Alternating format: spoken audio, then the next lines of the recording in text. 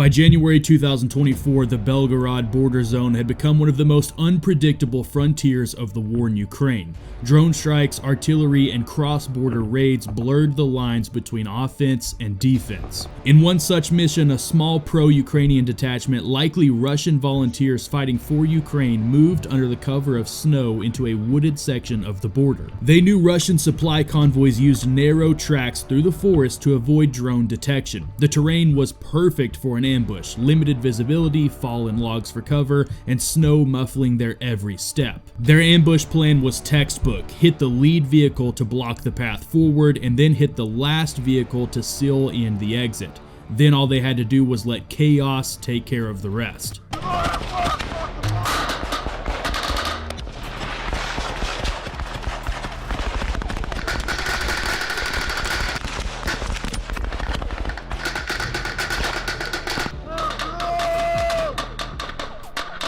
Beneath the snow, roots crack under the weight of a waiting team. 5 silhouettes pressed low behind a wall of fallen timber. Their rifles are wrapped in burlap to break the glare, and their launcher is hidden under a thin veil of snow. Each man's breath fogs in front of him, drifting like smoke from a chimney. The only sounds are the wind and the faint clatter of an approaching engine. Through the tree line, they could see faint movement, a lead vehicle edging down the track, followed by 2 more, their tires crushing the ice. The convoy is small, maybe reconnaissance, maybe resupply, but either way, it's vulnerable. The road is narrow, bordered by snowbanks and dense forest. No room for them to maneuver. The ambush commander gives the signal, and the team opens fire on the vehicle. One of the shooters quickly picks up a rocket launcher and moves into position. He exhales and squeezes the trigger. The rocket cuts through the mist like lightning, and a heartbeat later, it impacts at the front of the lead vehicle. The lead truck vanishes in fire. Shrapnel and snow erupt skyward, the blast echoing through the trees. The forest is alive with sound now. Ricochets, fragments, men shouting in panic, and gunfire all around. The team doesn't waste any time. They quickly reposition using the chaos as cover. Sprinting between the trees, a second launcher comes up, this time aimed at the rear vehicle. Another strike, another explosion, and now the kill zone is sealed. What was a moving convoy just seconds ago is now fish in a barrel, stranded in the middle of a kill zone. Vehicles pinned front and back, visibility near zero, every direction hiding a potential shooter. The attackers shift again, firing from new angles, quick, deliberate bursts. Each movement rehearsed, each shot planned. They trained well for this ambush. From inside the Russian vehicles, it's a completely different world. One moment the road is completely quiet, the next the cabin erupts in noise and heat. The windshield shatters, the dashboard catches fire, and the driver slams the brakes, but the truck skids forward on the ice. Soldiers scramble out into knee-deep snow, disoriented and choking on the smoke in the air. Gunfire erupts from the tree line. They can't see the enemy, only muzzle flashes, brief, distant like sparks in a snowstorm. One soldier tries to bring up a PKM, firing burst into the forest, but he's dropped just after starting his first burst. It's pure chaos all around. Every instinct tells them to move, but the road is blocked. Radios are dead, and artillery could land any second. They don't know how many attackers there are. 5, 50. From their perspective, the forest itself is shooting at them. Then a burst rips through the air, striking the second truck's fuel cell. Flames roar upward. The snow turns orange.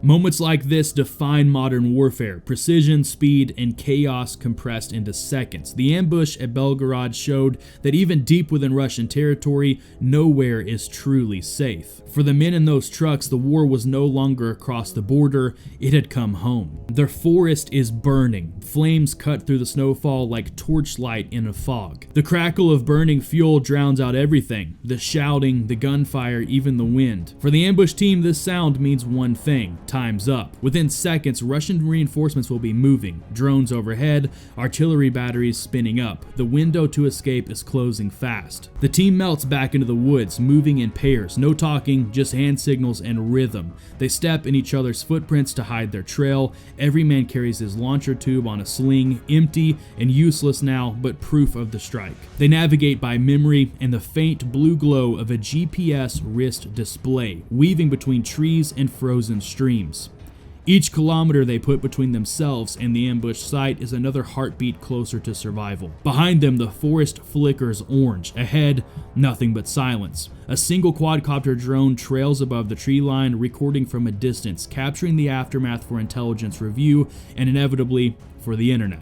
Minutes later, Russian border units arrive at the scene. The road is blocked by wreckage, vehicles burning, tires melted into the snow, small arms ammo popping into the flames. The soldiers fan out, weapons drawn, scanning the forest for an enemy that's already gone. Radio chatter fills the airwaves, requests for medevac, artillery coordinates, orders to lock down every nearby village. But there's no trail. The snow has already begun to cover the footprints. The attackers have vanished into the same white silence they had emerged from just moments earlier. Local officials release a statement within just hours, calling it a terrorist attack by Ukrainian forces. But Ukraine denies involvement, insisting that any operations inside Russia were carried out by independent Russian volunteer units fighting against the Kremlin. It's a familiar dance, accusation and denial, but the images speak louder than either side's words. By nightfall, the footage spreads online. The ambush video filmed from the shooter's POV hits Telegram first, then X,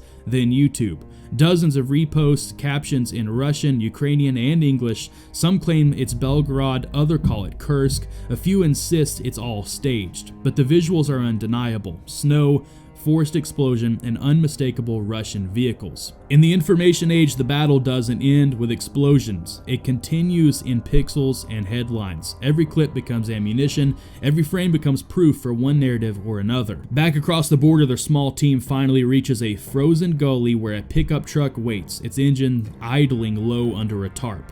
They load their gear, empty launchers, captured radios, a few personal effects, and drive in silence. No celebration, no talk, just the hum of tires on snow and the distant glow of fires still burning behind them. Hours later, they arrive at a safe house. A single bulb swings overhead. One man uploads the footage from his helmet camera, another patches his hand from a minor shrapnel burn. They eat, sleep, and wait for their next set of orders. For them, this was one mission among many, a piece of a wider campaign waged in the shadows. What began as 3 minutes of violence in the snow now lives on, replayed, analyzed, and weaponized, a symbol of how modern warfare extends far beyond the battlefield.